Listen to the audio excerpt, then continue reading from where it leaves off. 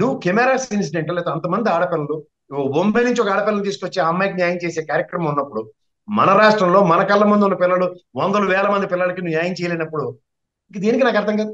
Issues వాళ్ళు చెప్తుంటే కళ్ళలో నీళ్ళు వచ్చేసినాయి. నేను మార్నింగ్ న్యూస్ చేస్తా లైవ్. మార్నింగ్ న్యూస్లో నా కళ్ళలో నీళ్ళు వస్తే నాకు కనిపించకుండా కెమెరాకి నేను పక్కకు జరిగి తుడుచుకున్నాను నేను. సమాజంలో ఆడపిల్లలకి జరుగుతున్న అన్యాయాలకి ఒక పార్టీ తనకు అనుగుణంగా మలుచుకుని రాజకీయం చేస్తుందంటే నేనైతే యాక్సెప్ట్ చేయను. హలో ఫ్రెండ్స్, నేను మీరు Ahmed Pasha. Welcome to the media report. Gudlavalleru engineering కళాశాలలో జరిగినటువంటి సంఘటన ఏదైతే ఉందో నిజంగా ఇది ఒక సిగ్గుచేటు. 300 మంది అమ్మాయిల మాన ప్రాణాలని తీసుకెళ్లి అంగట్లో పెట్టి అమ్మేస్తున్నారు. ఇది నిజంగా దారుణం. ఈరోజు ఈ విషయం మీద మనతో మాట్లాడడానికి కేఎస్ ప్రసాద్ గారు ఉన్నారు, అనలిస్ట్. ఆయనతో మాట్లాడదాము. సార్ నమస్తే sir, welcome to the media report అండి. నమస్తే అండి.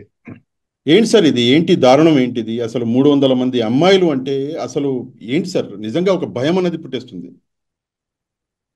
సార్, మీరు భయం అన్న దానికన్నా ఒక మోడస్ ఆఫ్ ఆపరెండా దీని వెనకాతల జరుగుతుంది ఒకటి గమనించండి సార్.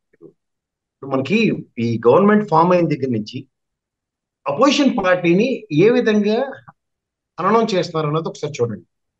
మీరు నిశ్చితంగా గమనించగలిగితే ఎంతసేపు ఒక ఇల్లీగల్ అఫైర్స్, ఈ అమ్మాయిలు చెత్త చెదారం మీద తప్ప ఒక primary functioning of respect government మీద ఎక్కడ అండ్ గవర్నెన్స్ మీద ఎవరు ఫోకస్ చేసి మాట్లాడట్లేదు. మీరు ఒకటి గమనిస్తే ఒక ఇష్యూ జస్ట్ లైక్ ఏ పాసింగ్ క్లౌడ్స్ లాగా ఒక ఇష్యూని ఇవాళ మాట్లాడుకునే నెక్స్ట్ డే ఇంకొక 2 రోజుల తర్వాత ఇంకొక ఇష్యూని రెడీ చేస్తారు.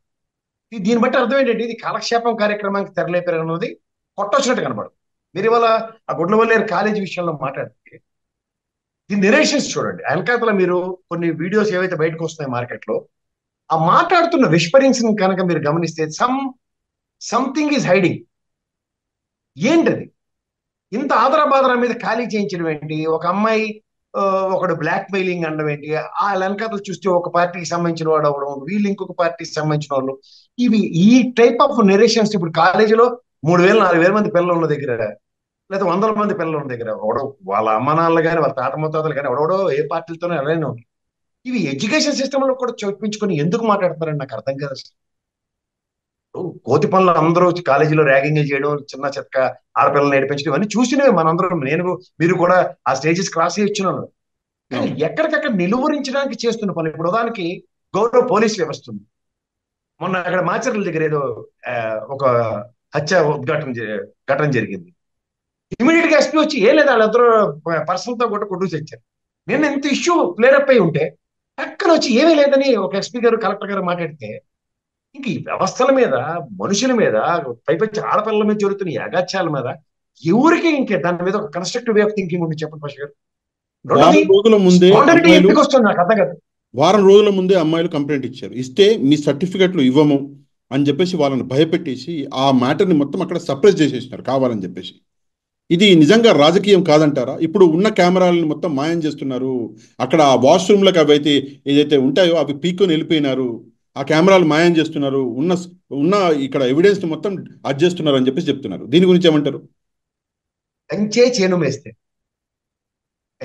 మేస్తే మనం ఏం చేయగలుగుతాం? ఎవరికి చెప్పాలి చెప్పండి? నాకు వ్యవస్థను నమ్మి నేను ఈ రోజు దాకా ఉంటాను కూడా.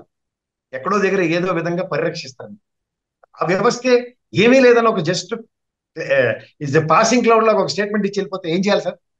ఎవరు చెప్పాలా? ఇప్పుడు నేను అంటుంది, నువ్వు కెమెరాస్ ఇన్సిడెంట్ లేదా అంతమంది ఆడపిల్లలు బొంబాయి నుంచి ఒక ఆడపిల్లని తీసుకొచ్చి ఆ అమ్మాయికి న్యాయం చేసే కార్యక్రమం ఉన్నప్పుడు మన రాష్ట్రంలో మన కళ్ళ ముందు ఉన్న పిల్లలు వందల వేల మంది పిల్లలకి నువ్వు న్యాయం చేయలేనప్పుడు ఇంక దీనికి నాకు అర్థం కాదు.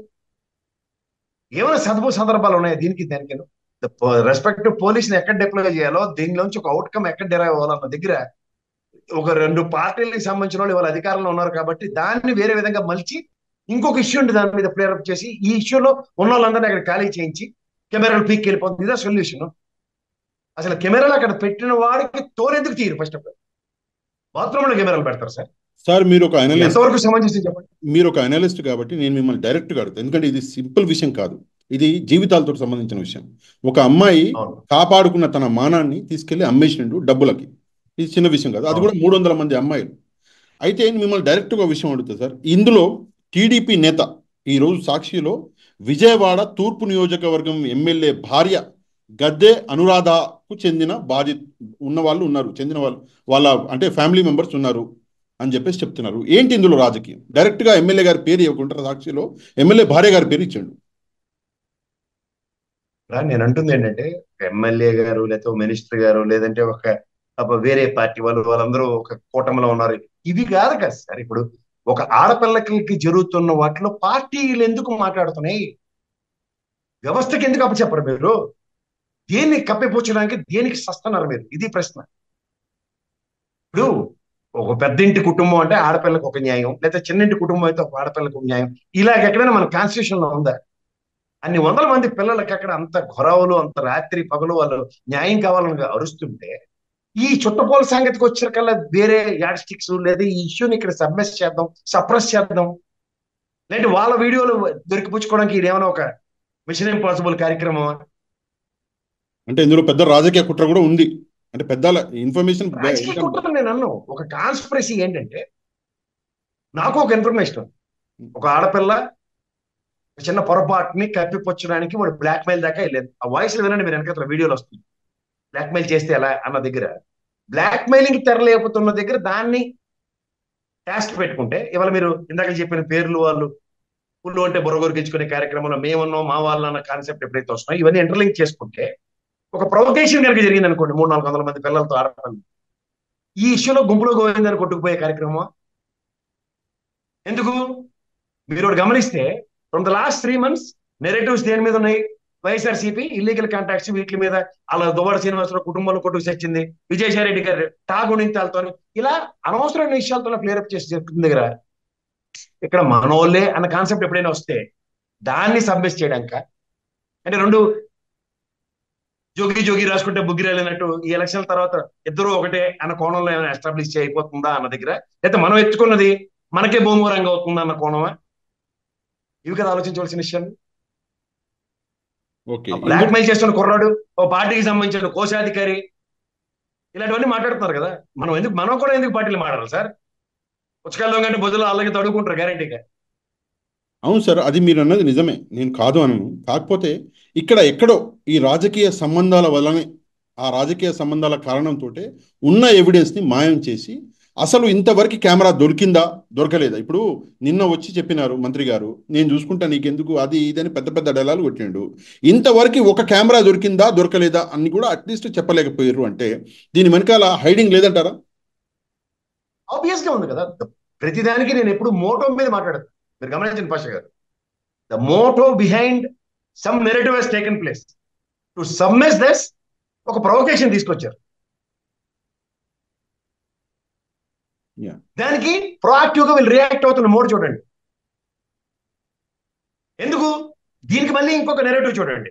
గత 3 నెలల బట్టి అధికారం వచ్చిన దగ్గర నుంచి ఇక్కడ అసాంఘిక కార్యకలాపాల మీద ఒక దిక్కుమాల చర్చ నడుస్తుంది రాష్ట్రంలో. అవునంటారు కదంటారా?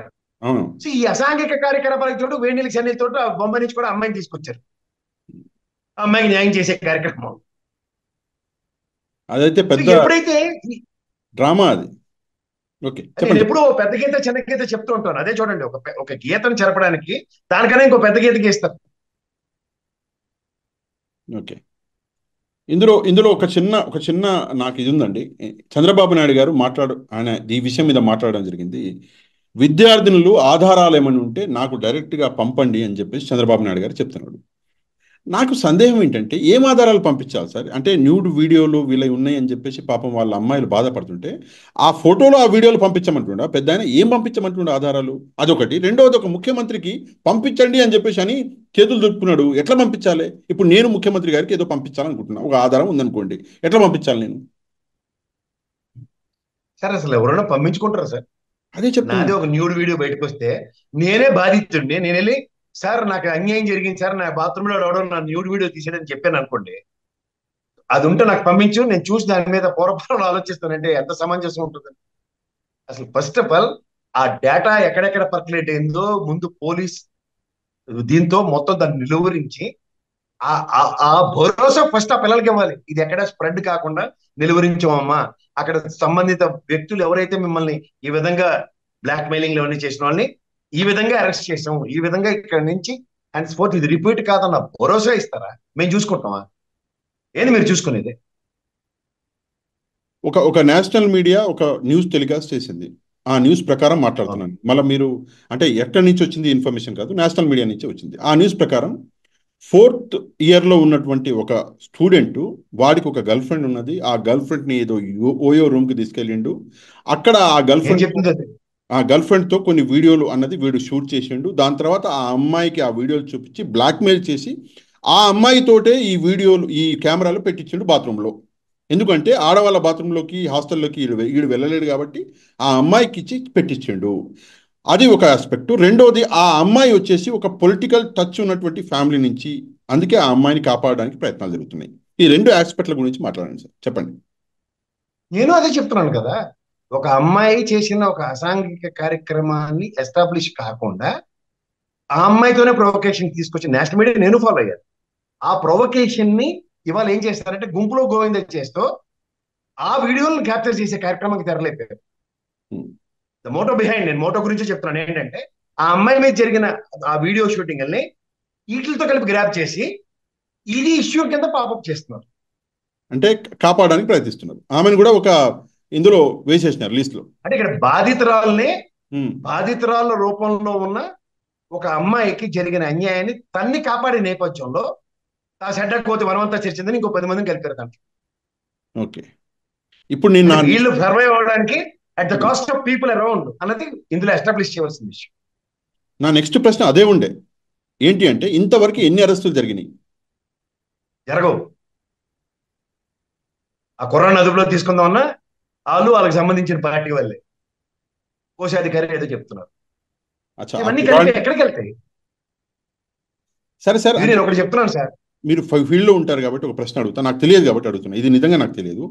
ఆ అబ్బాయి మైనరా మేజరా? ఇంజనీరింగ్ చదువుతున్నాడు అంటే ఏమవుతుందండి? 10th ఇంటర్ డింకిల్ కొడితే ఫస్ట్ మైనర్ అని చెప్పిన ఏజ్ పరంగా మేజర్ కింద ఎస్టాబ్లిష్ అవుతుంది.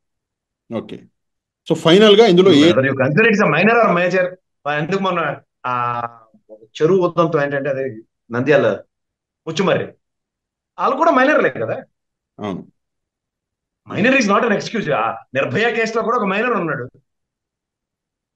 ఇప్పుడు అరెస్ట్ అయితే చేశారు కదా, మైనర్ కన్సిడరేషన్స్ ఇవ్వలే కదా. ఇందులో అరెస్టులు జరగవు అని చెప్పేసి మీరు అంటున్నారు. ఆయిషా మీరా కేసు కనబడుతుంది నాకు ఎప్పుడైనా సరే. నిజంగా దారుణం సార్. ఆయిషా మీరా కొంతమంది మర్చిపోవచ్చు, మనమే మర్చిపోలేము.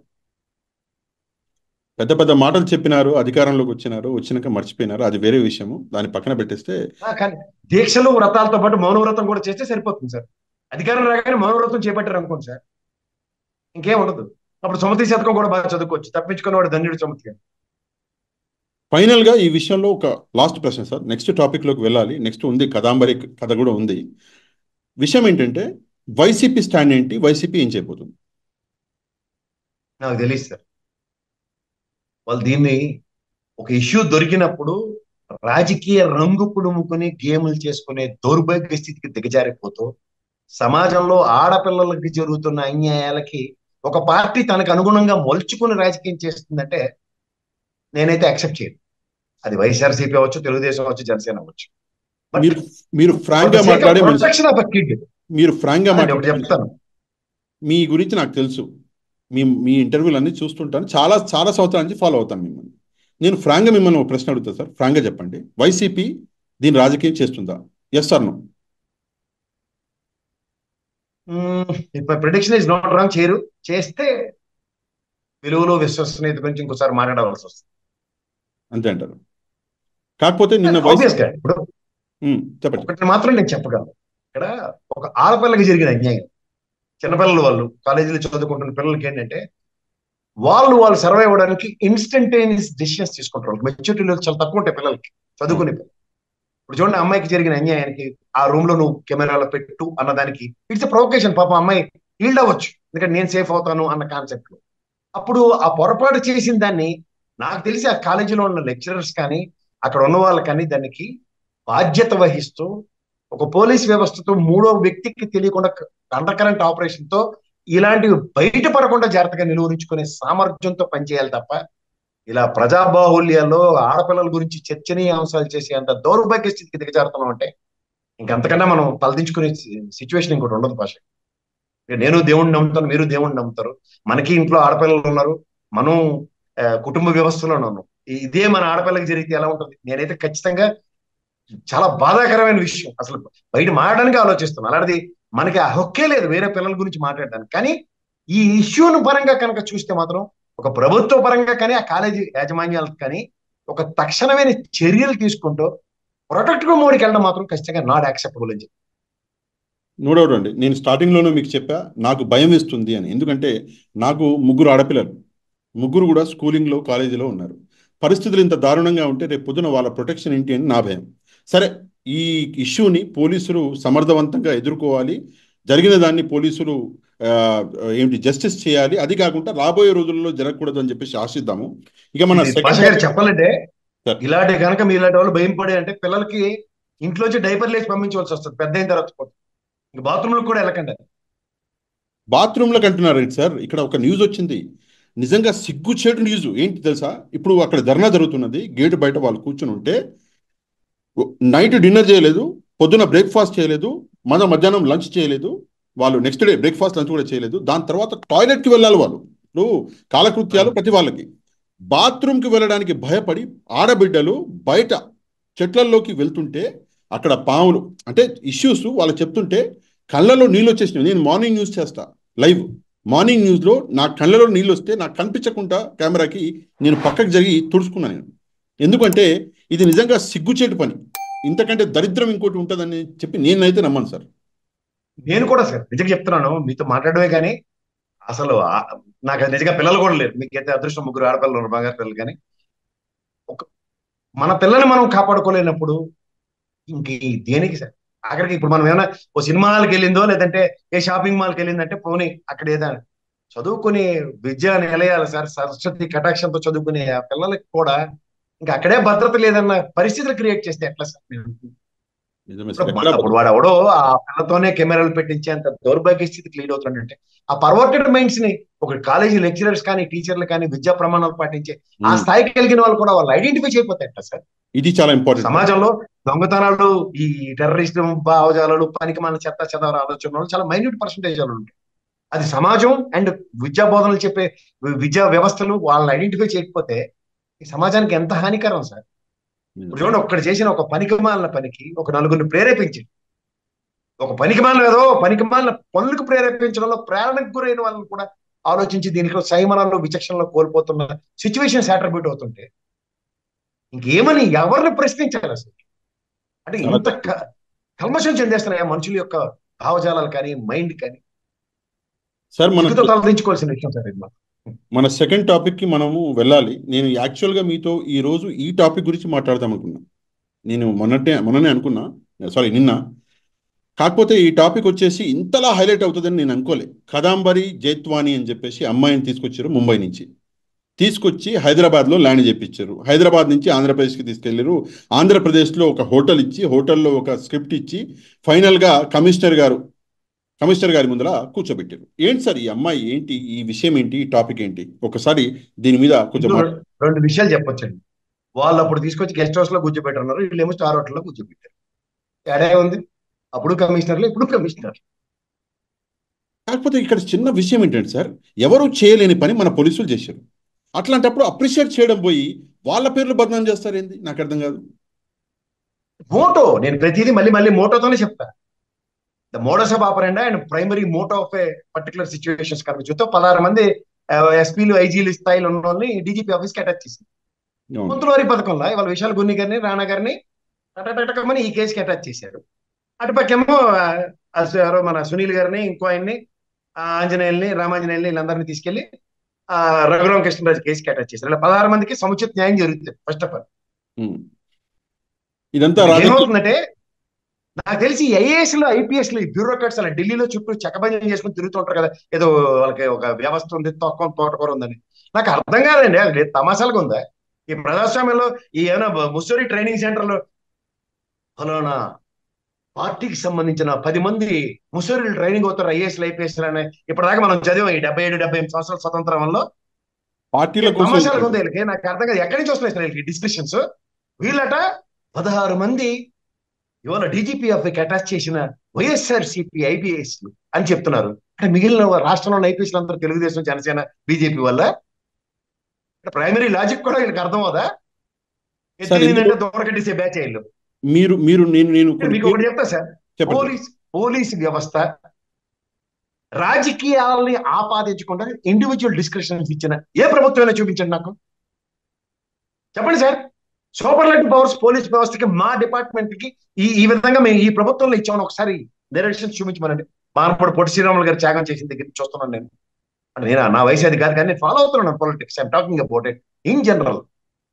వాడు ఒకవేళ పొరపాటున ఏదైనా పని చేస్తే ఆ పార్టీ ముద్రేసి, లేదంటే జిఐడికి అటాచ్ చేసేయడం. ఐఏఎస్లు కానీ, ఐపీఎస్లు కానీ, డీజీపీ ఆఫీసు, జిఐడీలు, వీళ్ళకి ఇది జిఐడి వ్యవస్థ, వీళ్ళని అటాచ్మెంట్లు కూర్చోబెట్టుకోవడానికి దూరం. నాకు అసలు ఏం అర్థమే కావట్లేదు. ఫస్ట్ ఆఫ్ ఆల్ ఇవాళ ఒక అమ్మాయి విషయంలో నిజంగా ఆ అమ్మాయి మంచో చెడ్డో సినిమా యాక్టింగ్, తన నెరేటివ్స్ ఏవైతే ఉంటాయో ఏవి ఫాలో అవరా?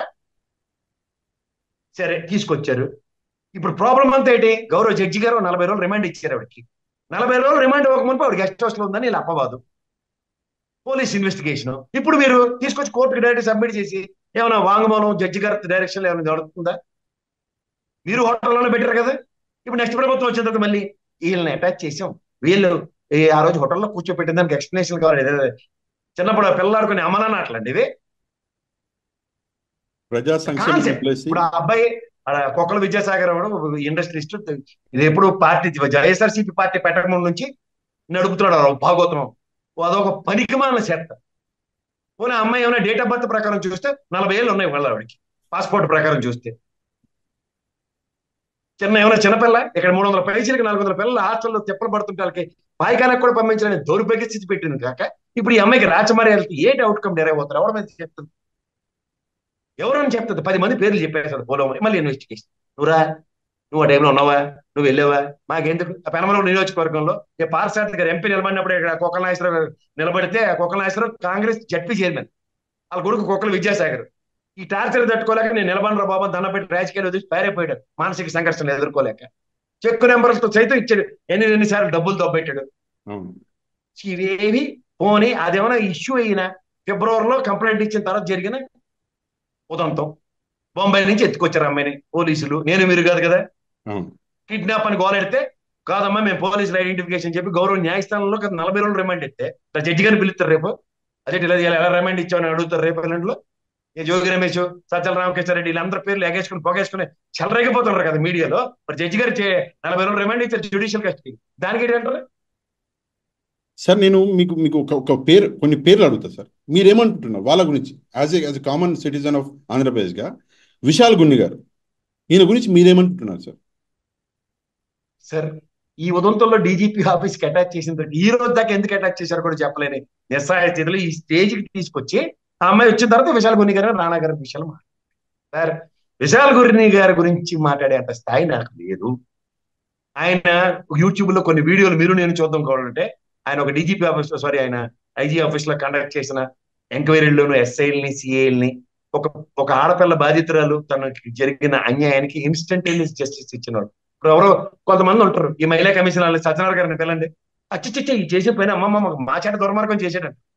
కానీ ఆయన ఒక ప్రభుత్వం విధించిన టాస్క్ లో నాటి రాజశేఖర రెడ్డి గారు, నేటి కేసీఆర్ గారు ఇద్దరికి కూడా ఒక ఆడపిల్లకి జరిగిన అన్యాయంలో ఈజ్ మై హీరో సార్. నేను సజ్జల గారు మన సత్యనారాయణ గారు అయితే నేను ఈజ్ మై హీరో అనే చెప్తాను, నేను ఇలా సెల్యూట్ పెట్టి. మరి ఎందుకంటే ఎక్కడో గల్ఫ్ దేశాల్లో, కొరియా దేశాల్లోనూ మనం చూస్తుంటాం ఆడపిల్లలకి అన్యాయం జరిగితే ఇన్స్టంటేనియస్ జస్టిస్.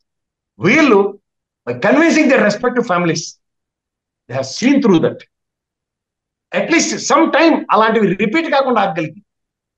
అవును సార్, నేను స్టార్టింగ్ లో సజ్జనార్ తీసుకొచ్చి ఐజీలుగా ఒక 20 సంవత్సరాల పైచీలకి ట్రాక్ రికార్డు మెయింటైన్ చేసిన ఒక ఎస్పీని ఓవర్ నైట్ నీకు అనుగుణంగా మలుచుకునే కార్యక్రమానికి తెరలేపుతానో నిద్రపోయింది ఆ పోలీసు ఐపీఎస్ వ్యవస్థ మొత్తం దేశం మొత్తం మీద. 16 మందికి జరుగుతుంది దాని మీద. ఈ ఐఏఎస్లు ఐపీఎస్లు ఊగిపోతూ ఉంటారు కదా రిటైర్ అయిన తర్వాత ప్రవచనాలు చెప్పుకుంటారు. ఆ స్థాయి కలిగిన వ్యక్తులు అది ఎస్ఐలు, సిఐలు హ్యాండిల్ చేస్తారు, ఎస్పీలు హ్యాండిల్ చేస్తారు సార్? నాకు చెప్పండి, అర్థం కావట్లేదు. చెప్పండి సార్. మీరు కూడా ఒక వ్యక్తిగత మాట్లాడుతున్నారు కదా, మాధ్యమాల్లో ఉన్నారు కదా సార్. ఎస్ఐ చేస్తేనే అది ఓకే అంటే అదే ఎక్కువ అంటున్నారు. అట్లాంటిది డైరెక్ట్గా వెళ్ళి కమిషనర్ని డీజీపీని ఎట్లా కలుస్తున్నారు వీళ్ళు? అది కూడా మన రాష్ట్ర ప్రజలకి లేనే లేదు, ఎక్కడి నుంచో తీసుకొచ్చి కల్పిస్తున్నారు. ఇప్పుడు అక్కడ నీలాంబరి స్టేషన్ ఏదో అనుకుంటారు, పోలీస్ స్టేషన్ ఇక్కడ ముంబైలో. ముంబైలో అవును. ఒక ఏషియన్ పెయింట్స్ డైరెక్టర్ గారికి ఇలాగే గతమైస్తే ఆ కంప్లైంట్ ఇస్తే ఎత్తుకొచ్చి కూర్చోబెట్టుకున్నారు కదా. అవును. అవన్నీ మర్చిపోతే అవును. మాలవధని గారిని. అయితే సార్ సార్ ఇక్కడ ఇవన్నీ ఏంటంటే సార్, ఇక్కడికి వస్తే నీకు నచ్చితే ఇంగుతో సమానం, నచ్చకపోతే ఏది పడితే అది చెప్పేసి అచ్చచ్చచ్చచ్చచ్చచ్చ. ఈ 3 నెలల్లో ప్రపంచం తెరబడిపోయిందని చెప్తున్నారు. ఇవాళ జోవల్దీన్ ఎయిర్పోర్ట్ పోర్ట్ ని వర్చువల్ గా మోడీ గారు ఓపెన్ చేశారు. 41 లక్షల టన్నుల మెట్రిక్ టన్నుల మత్స్య సంపదని ట్రేడింగ్ చేసి అమ్ముకునే అంత దగ్గర ఏంటంటే 1200 డేటా చూస్తే కళ్ళు చెదురుతారు. 248.5 కోట్లు ఖర్చు పెట్టి ఆ, రాష్ట్ర ఖజానా నుంచి ఓపెన్ చేసిన ఎయిర్పోర్ట్, మత్స్య పోర్ట్ అండి అది, జువల్దీన్. ఏం చెప్పాలి సార్ అలాంటివి ఏమైనా మాట్లాడి సంపద సృష్టిస్తామంటే, సంపద సృష్టించడానికి ఇలాంటి వెసులుబాట్లు కల్పిస్తే సంపద ఎలా సృష్టిస్తుంది దాని మీద ఎక్కడైనా మాట్లాడతాడేమో నేను చూస్తే అచ్చెచ్చెచ్చే, ఈ ఆడపిల్లలు పంచాయతీ చెత్త చెదారం ఎవరికంటే ఉపయోగం ఈ దరిద్రంతోను. 1250 బోట్లు నిలబెట్టే సామర్థ్యం అండి. ఆ?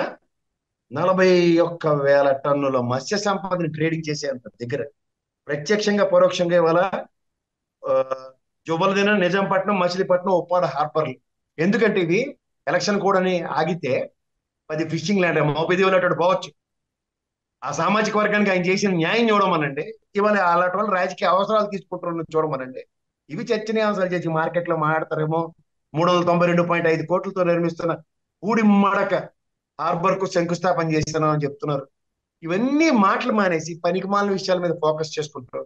సర్వైవల్ ఫర్ ద ఫిట్టెస్ట్, అమ్మాయిని కాదబ్బర అమ్మాయిని తీసుకొచ్చారు, ఇక్కడ ఆడపిల్లలకి జరుగుతుంది. ఇవన్నీ మనకి రాష్ట్రంలో చర్చనీయాంశం. సిగ్గుపడమర్థనే ఓ నేషనల్ మీడియా మొహమ్మద్ ప్యానెల్ చెల్లింది. మనకన్నా ముందు అసలు ఇష్యూని బయటకు తీసుకురాగలిగింది ఎవరున్నారు? ఈ జర్నలిస్టులు అందరూ నాకు అర్థం కాదు, నిద్రపోతుండ్రా? సార్ ఫైనల్ గా ఈ ఒక విషయం. ఇన్ఫర్మేషన్ నాకు ఉంది నిన్న. అది authentication certain things has to come from horse mouth అని నేనే మాట్లాడలేదు, ఇప్పుడు మాట్లాడుతున్నా అఫీషియల్. అవును. దీనికి రాజకీయ రంగులు. అతనైతే చేతనైనట్టు చేయండి, చేత కాకపోతే గమ్మున ఉండండి. ఇది ప్రజాస్వామ్యం, ప్రజల విలువలు, విశ్వసనీయత ఇవన్నీ తెలుసు. ఒక ఒక ఒక ఒక ప్రశ్న సార్, ఇది రాజకీయ ప్రశ్న. Your analyst. సూపర్ 6 అని చెప్పేసి 6 హామీలు ఇచ్చారు. బాబు షూరిటీ భవిష్యత్తు గ్యారంటీ. ఇది అది ఒక స్లోగన్. ఆ స్లోగను, ఆ పోస్టర్ రోజు నేను లైవ్లో చూపిస్తుంటా, వీళ్ళు మర్చిపోతారని. ఆ స్లోగన్ని ఎలక్షన్ల ముందు దాకా ప్రతిరోజు వాడిరు. ఆ పోస్టర్ని మొత్తం చూపించారు. ఎలక్షన్లు కాగానే తీసుకెళ్లి చెత్తపుట్టలో పడేశారు. ఇప్పుడు నేను దాన్ని ప్రమోట్ చేస్తున్నా, టీడీపీ పోస్టర్ నేను ప్రమోట్ చేస్తున్నా. కాకపోతే మీరు జగన్ గారు బ్రదర్ అయ్యంటారు, ఆయన అదే పని చేసుకుని తిరిగాడు, వాళ్ళని ప్రొవోకేట్ చేసుకుంటున్నాం, మీరు అదే పని చేయండి. ఏం పని అట్లా కాదు సార్, అంటే ఎలక్షన్ తర్వాత వీళ్ళు ఇచ్చిన హామీలను ప్రజలకు గుర్తు చేయాలి కదా. ఈ హామీలు ఏం చేయాలి సార్ సార్? ప్రజలకి మీరు ఎందుకు గుర్తు చేస్తున్నారు అసలు? ఫస్ట్ ఆఫ్ ఆల్ ప్రజలకు 2014 నుంచి 19 దాకా ఏం జరిగిందో తెలియకుండానే 151 సీట్లు జగన్మోహన్ రెడ్డికి ఇచ్చి కూర్చోబెట్టుకున్నారా? లేకపోతే 224 వేలం పాటు వేసుకుని 6,000 వికలాంగులకి ఇస్తారు, 4,000 పెన్షన్ ఇస్తారంటే ప్రజలు మెచ్చుకుని మరీ ఇచ్చుకున్న ప్రభుత్వం అండి. మీకు నాకెందుకు? వాళ్ళకి ఇస్తారో ఇవ్వరో అన్నది అనవసరం. ఇవాళ మీకు మళ్ళీ నేను చెప్తున్నా, ఈ హామీలు ఒక ఎలక్షన్ కమిషన్ కానీ సంబంధిత వ్యవస్థలు లేని బాధ్యత మీరు నేను ప్రజలకు నిద్ర లేపుకునే కార్యక్రమం. అంటే 5 సంవత్సరాల ముందు మళ్ళీ నిద్ర లేపుదాం. ఆ జగన్మోహన్ రెడ్డి చూడండి, నేను ఇచ్చేస్తానని చెప్పుకునే బదులు ఇది చేయలేదురా బాబు, ఇది చేయలేదురా బాబు అని చెప్పుకున్న పాపానికి ఆయనకి ఏం చేశారు చూడండి. వీళ్ళకి హెచ్చుకొంగ కబుర్లే బాగా నచ్చుతాయి సార్. హెచ్చుకొంగ కబుర్లు మీరు నమ్మించి కార్యక్రమాలు చెప్పండి. మీకు ఈ 6 పథకాలు కలిపి వారం రోజులు ఇస్తారటా అని చెప్పండి. అర్రే ఏం చెప్పిండి అంటారు. 3 నెలల బట్టి లేదురా బాబు అని చెప్తే మాత్రం నచ్చదు. చచ్చి మీరు చాలా పొరపాటు చేస్తుంది. అంతే అంటారు. అంటే నిద్రపోతున్న వాడిని ఇక లేపొద్దు అంటారు. అరే నిద్ర నటిస్తున్నాడు, మీరు ఎందుకు లేపుతారు సార్? నిద్ర పోతున్నాడు అయితే మీరు ప్యానెల్ చేయాలని లేపుతారు బాబు, లేకరా బాబు అని. నిద్ర నటిస్తున్నాడు ప్రజలు. సరే, ఇప్పుడు జరుగుతున్నటువంటి కాదంబరి ఇష్యూ అయినా సరే, ఇన్ని రోజులు జరిగిన మర్డర్లు అయినా సరే, ఇన్ని రోజులు జరిగిన గొడవలు, అల్లర్లు, ఇవన్నీ దీనికి రాజకీయ కారణం ఏంటంటే ఈ సూపర్ 6 గుర్తు చేయకూడదు అని చెప్పేసి అదొక్కటే రాజకీయ కారణము. అది నిజమే అంటారా? ఈ సూపర్ 6 గుర్తు రావద్దని. ఇప్పుడు మనకన్నా ముందు గౌరవ పోలీస్ వ్యవస్థ వచ్చి ఏం కాలేదండి, అల్లాలు కొట్టుకు చచ్చారట, ఫ్యామిలీ ప్రాబ్లం అని అక్కడ మాచర్లో జరిగిన మర్డర్ చెప్తున్నారు ఇక్కడ పల్నాడులో. ఈడు వచ్చి ఏం లేదు, కెమెరాలు లేవట, ఏం లేదు, ఎంత గమ్మ ఉందని ఒక కలెక్టర్ గారు ఎస్పీ గారు చెప్తుంటే మనం ఇంక ఎవరికి మాట్లాడాలి సార్? వెనకటి ఒక సామెత ఉంటుంది, లచ్చికి చీటి సంతకు గాజులని. అలా మనం చీటీ రాసుకొని వెళ్ళి అలా గాజులు ఎత్తారు అనుకున్న భ్రమంలోనే బతకాలి. ఉండండి, అలాగే ఉండండి. సార్ ఒక news somebody decide to live in false illusion, please live. ఒక న్యూస్ మీరు చదివి ఉంటారు ఈరోజు పొద్దున్న, నిన్ననే వచ్చింది, రాత్రి 11 గంటలకు వైరల్ అయిపోయింది. 79 మంది విద్యార్థుల హెల్త్ అన్నది నిజంగా అంటే ఆ విజువల్స్ చూసే భయం వేసింది. చిన్న చిన్న పిల్లల్ని ఎత్తుకొని పరిగెడుతున్నారు, అంబులెన్స్లో పడేస్తున్నారు, అంబులెన్స్ నుంచి వీల్ చైర్లో తీసుకెళ్తున్నారు. There is a serious condition for 3 childrens. ఇప్పుడు కూడా చాలా డేంజర్ కండిషన్లో ఉన్నారు. అరకు హాస్పిటల్లో తీసుకెళ్ళి వేశారు. ప్రస్తుతం విద్యాశాఖ మంత్రి లోకేష్ గారు, ఏంటి సార్ ఇది, ఇక ఇది మారదా? ఇట్లనే చదవాలా, చావాలా మన విద్యార్థులు? మీరు ఇంకెక్కడ ఉన్నారు సార్? వాళ్ళ డయేరియా బాధితులు, నానా ఇబ్బందులు పడుతున్నారు వాళ్ళు. మీరు చెప్పిన హాస్టల్ తీసుకెళ్లారు హాస్పిటల్. నిన్న నాడు నేడు స్కూల్ పరివర్తన చెందిన స్కూల్లో సంభ్రమాశ్చర్యాలకు గురైన లోకేష్ గారు ఆ పిల్లలకి భోజనమే గంటన్నర లేట్ చేశారు. ఈయన వెళ్ళి అంచేత నేను ఇలాంటి విషయాలు మనం ఎంత తక్కువ మాట్లాడుకుంటే అంత ప్రయోజనం. ఎందుకంటే దీనివల్ల అవుట్కమ్ ఏమో డెరైవ్ అవుతాం నా దగ్గర. విద్యా ప్రమాణాలని, నెక్స్ట్ ఆరోగ్య ప్రమాణాలని పెంచిన గత ప్రభుత్వం, ఈ ప్రభుత్వం ఉన్న దగ్గర ప్రతిదీ గాలికి వదిలేసి ప్రతిదాన్ని గత ప్రభుత్వం మీద ఆపాదించి మాట్లాడుతూ కాలక్షేపం కార్యక్రమాలు చేసే దగ్గర చర్చనీయాంశాలు చేసిన ప్రయోజనం లేదు. నేను ఇలాంటి పనికొచ్చిన విషయాలు చర్చనీయాంశం చేసినా తెల్లారికల్లా ఒక కాదంబరి గారు వస్తారు, లేదంటే హిడెన్ కెమెరాల మీద ఒక ఎజెండాతో ఫిక్స్ అయ్యి వాళ్ళు మార్కెటింగ్ లో ట్రేడింగ్ నడుస్తుంటే, అలాగా మీడియా ట్రేడింగ్ నడుస్తున్నప్పుడు, మీడియా ట్రయల్స్ నడుస్తున్నప్పుడు, మీడియా త్రూగా జస్టిస్ జరుగుతున్నప్పుడు అనవసరం. ఫైనల్ క్వశ్చన్ ఒకటి అడుగుతా సార్, అయిపోయిన తర్వాత మనం ఏం చేద్దాం. ఇవన్నీ డైవర్జన్స్ క్రియేట్ చేస్తున్నారు, దేన్ని హైడ్ చేయడానికి? నాకు ఒక్క ఆన్సర్ చెప్పండి. మీరు ఇందాక అడిగిన 6 బుల్లెట్లని పక్కకు తెప్పించినండి. ఫస్ట్ బ్రహ్మానందం కళ్ళు మూసుకొని డిస్కౌంట్ డిస్కౌంట్ డిస్కౌంట్ ప్రజలకు కొట్టేసి అధికారంలోకి వచ్చారు. ఇప్పుడు గన్ లోడ్ చేసుకోవడానికి ఆ బుల్లెట్లు లేవు. ఆ బుల్లెట్లు ఎత్తుక్కునే కార్యక్రమంలో, కాలక్షేపం కార్యక్రమంలో ప్రజలకు కూడా చూడండి, మనకి డైరీ సీరియల్లో ఇంట్లో పని పాటు లేకుండా ముసలిలో కూర్చొని చూస్తూనే అదే వెళ్ళని ఎవరు, మీరు ఒక్క నిమిషంలో చెప్పవచ్చు ఇదే వెళ్ళని, వాళ్ళు నమ్మరు. లేదట 500 ఎపిసోడ్లు చూస్తారు కానీ వాళ్ళకి తృప్తి పడదు. అలాగా వీళ్ళకి కూడా అదే అలవాటు అయినప్పుడు ఏంటంటే డైరెక్ట్ గా నీ ముక్కేదరా బాబు అంటే ఇదని చూపిస్తే ఒప్పుకోరు. ఇలాగెళ్ళి ఇలా ఇదంట ముక్కని చూపిస్తే చాలా నచ్చుతుంది ప్రజలకు. అంటే మనం వాళ్ళ గురించే మనం ఆలోచించి చేయగలిగితే ముక్కులు తెప్పండి ఇట్టించలాగా.